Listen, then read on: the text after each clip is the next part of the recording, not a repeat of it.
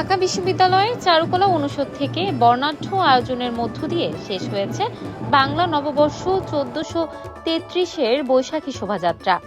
নববর্ষের ঐকতান, গণতন্ত্রের পুনরুত্থান এই প্রতিপাদ্যে আয়োজিত এবারের শোভাযাত্রায় ছিল মানুষের উপচে পড়া ভিড়। সকাল ৯টায় চারুকলা অনুষদ থেকে শুরু হয় শোভাযাত্রা।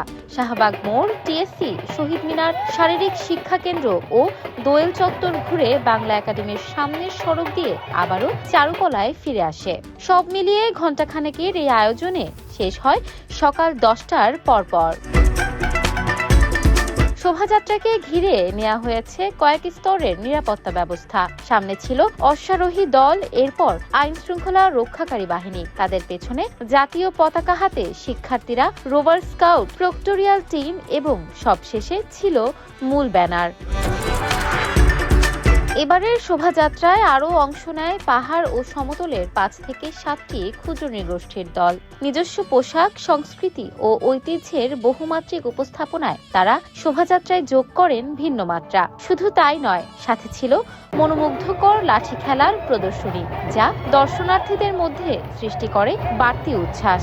অনেক বছর পরে এত জমজমাট আবার এত আয়োজন হচ্ছে, বা মানে এই যে পহেলা বৈশাখ এই অনুভূতিটা হচ্ছে অনেক বছর পর। শোভাযাত্রা জুড়ে ছিল উৎসবের আমেজ, বাঁশির সুর, ঢোল, বাদ্য আর ঐতিহ্যবাহী সঙ্গীতের তালে তালে এগিয়ে চলে মানুষের ঢল।